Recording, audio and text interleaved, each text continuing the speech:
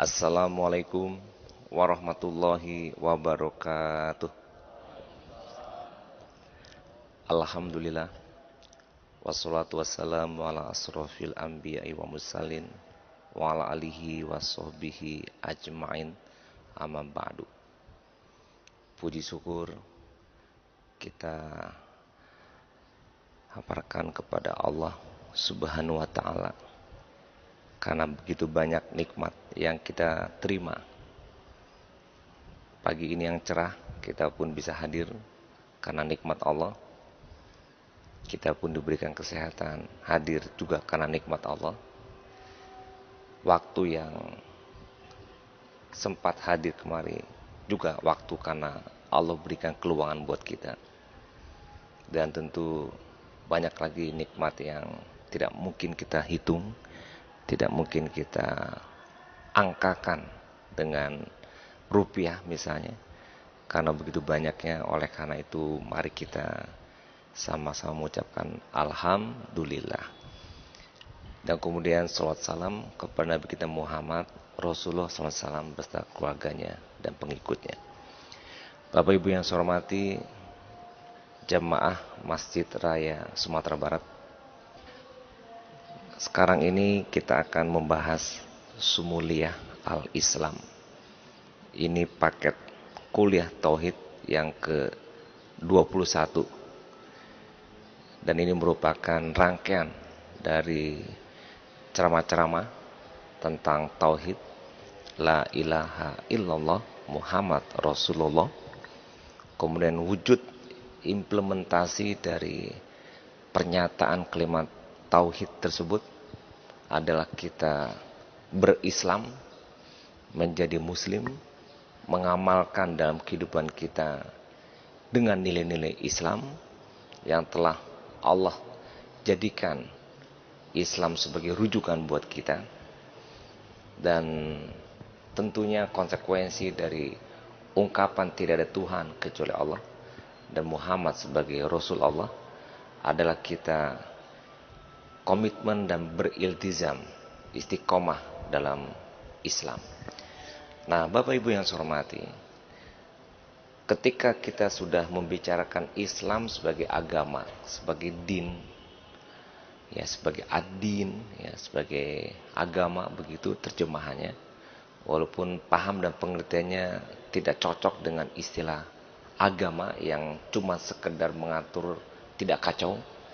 Tapi dalam Islam ad-din ini sempurna, mencakupi segala kehidupan dari dulu sampai nanti kiamat, dan dimanapun berada di muka bumi ini, kepada siapapun dan juga tentang apapun.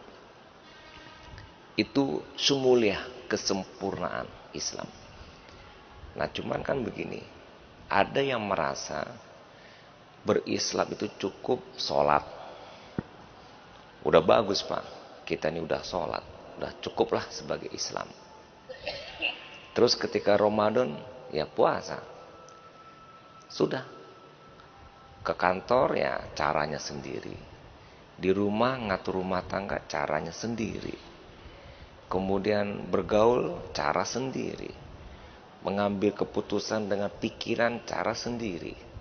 Cara-cara yang kita lakukan 24 jam sehari cara sendiri.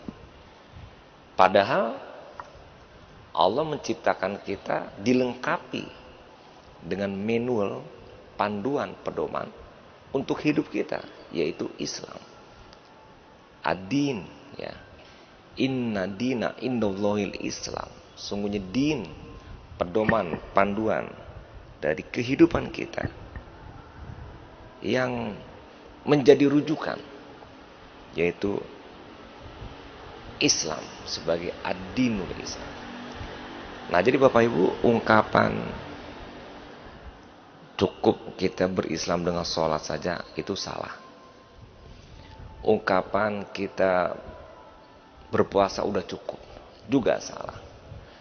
Punya uang pergi haji sudah sempurna Islam kita juga salah. Yang betul gimana? Ya sholat, ya puasa, ya haji, ya ibadah. Wa ma khalaqtul jinna wal ins illa liya'budun. Tidaklah diciptakan jin dan manusia kecuali mengabdi. Jadi tidak ada ayat Al-Quran ataupun hadis mengabdi kepada Allah cuma di masjid, mengabdi kepada Allah cuma di musola atau ketika Ramadan saja. Tidak. Tapi seluruh kehidupan kita. Inna solati wa nusuki wa mahyaya wa mamati lillahi rabbil alamin. Lillahi rabbil alamin. Ditujukan kepada Allah pencipta alam. Semua. Ibadahku, tata cara ibadahku, hidupku, matiku. 24 jam. Dan juga dalam surat yang lain. Ya ayyuhalladzina amanu taqullaha haqqa tuqatih wa la tamutunna illa wa antum muslimun. Jangan kamu meninggal atau mati kecuali dalam keadaan Islam. Jadi 24 jam kita harus berislam. Nah, Bapak Ibu yang saya hormati, jadi Islam itu tidak cuma sholat, zakat, puasa, ataupun haji, tapi mencakupi seluruh kehidupan kita yang sempurna.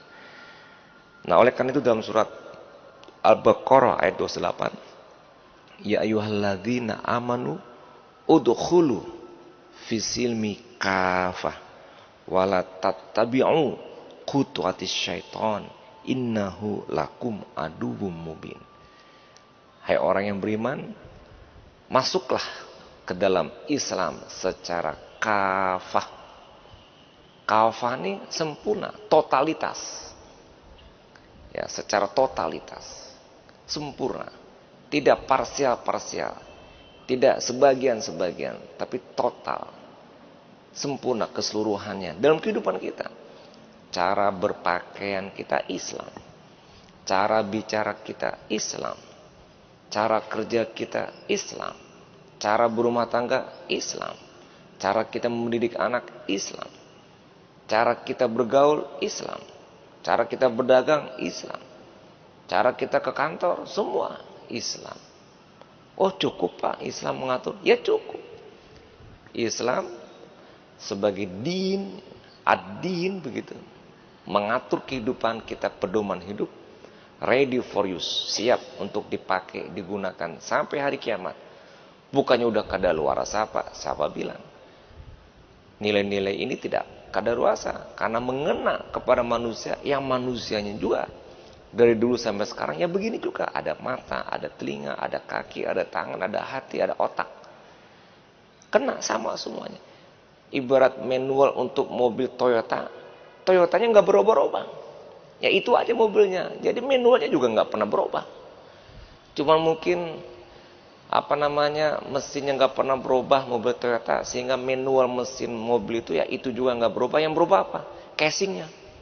Warnanya berubah, modelnya berubah. Ya tetap aja manual yang dipakai itu juga. Seperti juga kita. Pakaian kita berubah, beda dengan zaman Nabi. Gaya kita beda, teknologi kita beda. Dulu nggak ada kayak begini masjid, sekarang ada. Tapi tetap isinya itu juga, orangnya itu juga, manusia juga namanya. Jadi sampai hari kiamat. Maka dari itu mengena minhajul hayat, pedoman hidup. Tapi kalau yang sarana hidup berubah. Dulu nggak ada kipas angin, nggak ada TV, sekarang ada TV. Nah ini berubah. Itu pun ilmu Allah yang ada di alam, yang didapati oleh manusia dengan pikiran akalnya.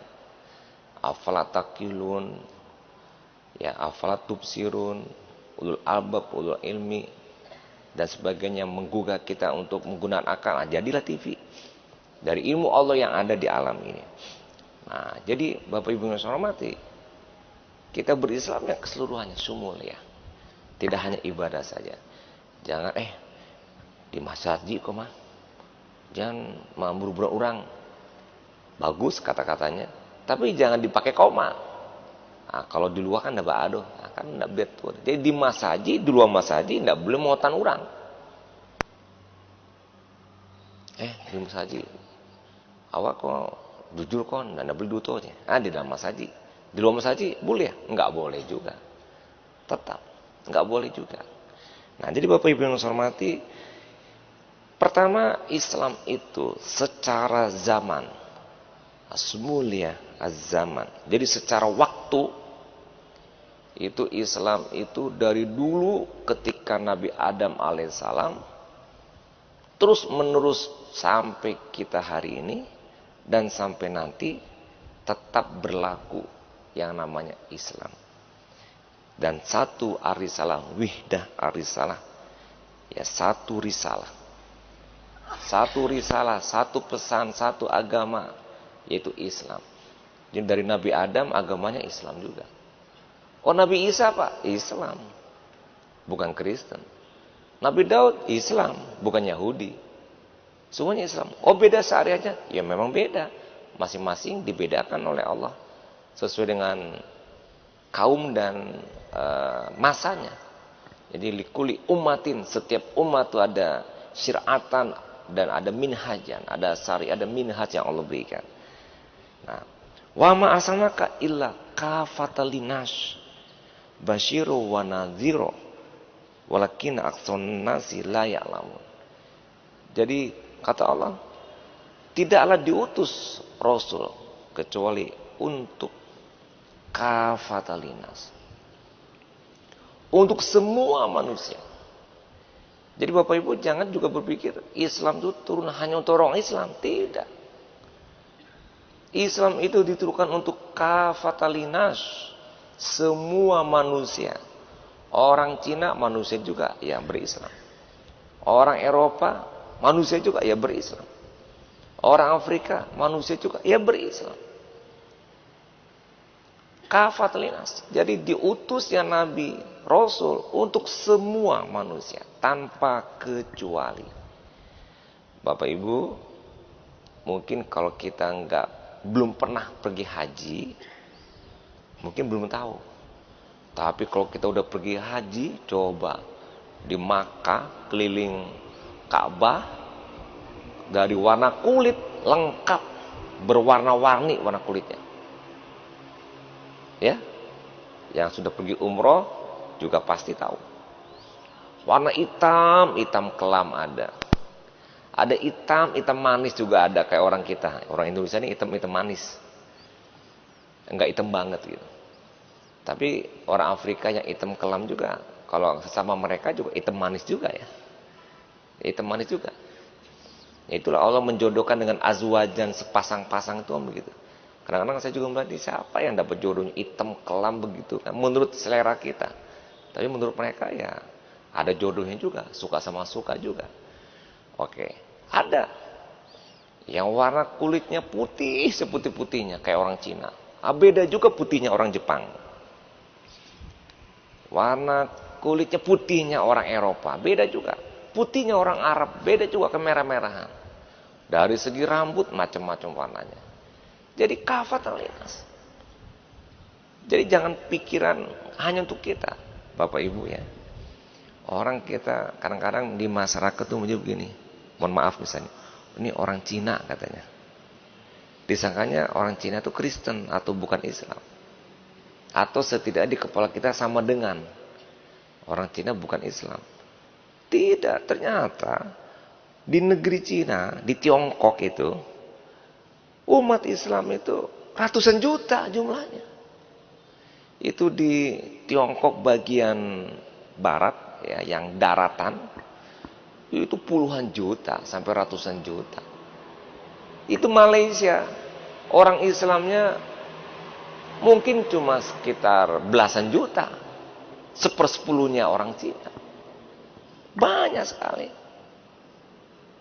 Ya kalau kita ke Beijing juga ada masjid juga beberapa, kita bisa sholat juga. Oke, itu Cina. Ya, yang di daerah-daerah, apalagi yang di daerah-daerah paling baratnya lagi itu, wah itu hampir 100% Islam semua. Yang dari Tiongkok, ya. Kemudian Eropa, jangan Eropa kita bayang Kristen. Itu Bosnia itu 100% Islam.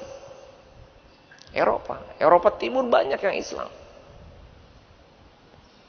Ya, banyak. Mereka seperti kita juga. Wajah-wajah bule begitu, berkerudung ke masjid gitu. Saya pernah pergi ke Bosnia, waduh, ini kayak boneka-boneka dikerudungin gitu. Kenapa? Karena dia Muslim tapi bule begitu. Oh, jangan bayangkan orang-orang Rusia, Soviet itu Kristen Ortodok. Tidak juga. Kemarin ini saya pergi ke Rusia, ke beberapa daerah Rusia. Lupa namanya, banyak. Itu juga 100% Islam. Provinsi-provinsinya di bawah Rusia saat ini. Apalagi kalau Afrika ya, mulai Afrika Utara ya udah Islam semua. Afrika Tengah, Sudan ya Islam juga. Afrika bagian selatan juga. Malah Afrika bagian selatan banyak orang Islam yang datangnya dari Indonesia, Afrika Selatan. Amerika juga sama. Oke. Jadi Bapak Ibu, kafatalinas. Jadi Islam itu cocok untuk semua, tidak hanya untuk Arab saja. Untuk kita cocok, untuk orang Singapura, orang Malaysia, orang Thailand. Thailand itu di bagian selatannya petani Islam semua. Vietnam juga di bagian selatannya Islam juga semuanya. Filipina di bagian selatannya Islam juga semuanya. Dulu namanya Nusantara. Saya hanya ingin menggambarkan bahwa contoh-contoh ini menggambarkan kafatalinas. Jadi oleh karena itu harus ada motivasi dan semangat kita bahwa Islam itu adalah umat yang terbesar.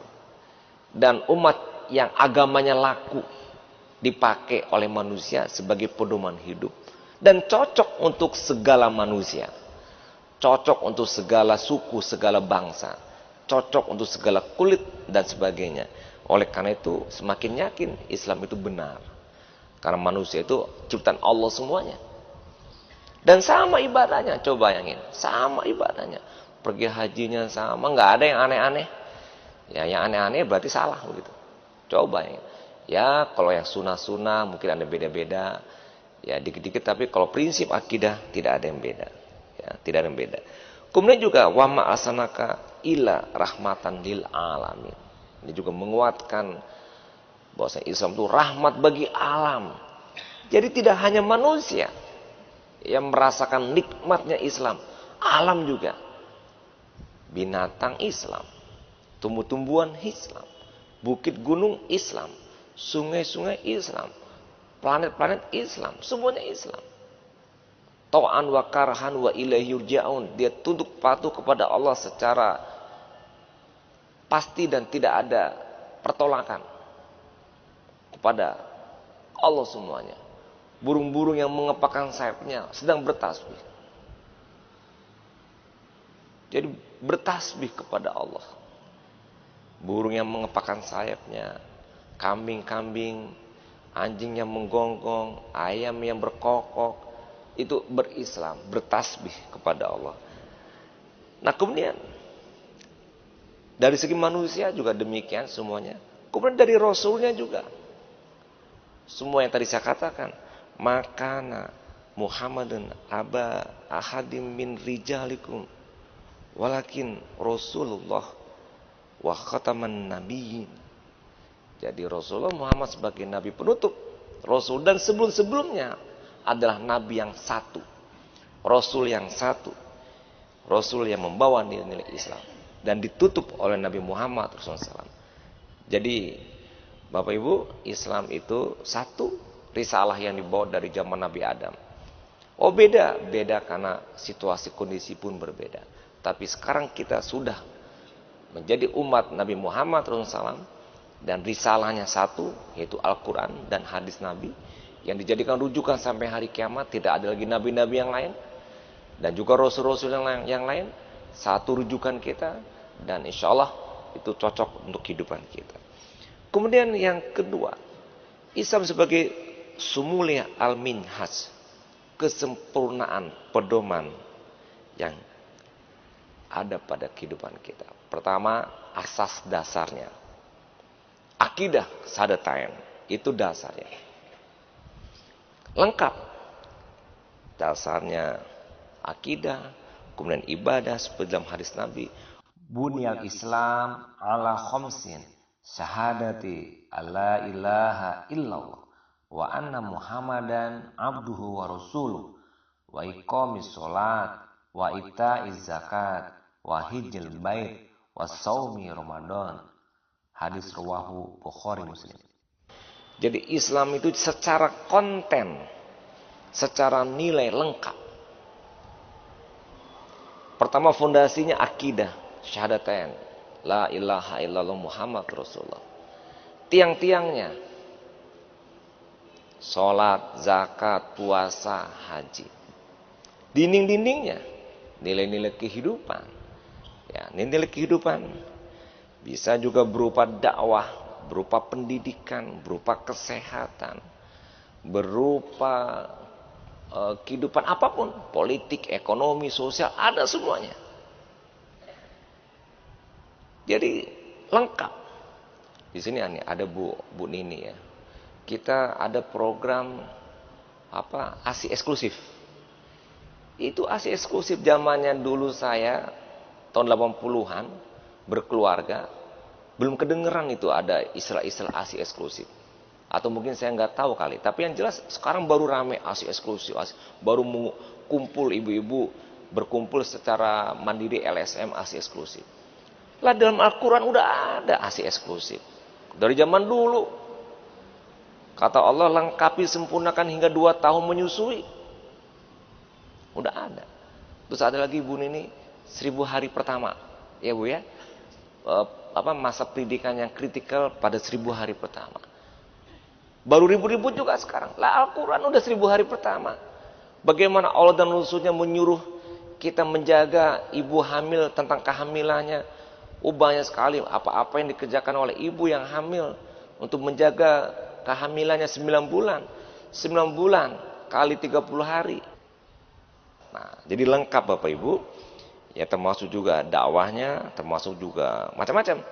Nah kemudian yang terakhir sumuliatul makan dari segi tempat. Tempatnya jadi satu gitu.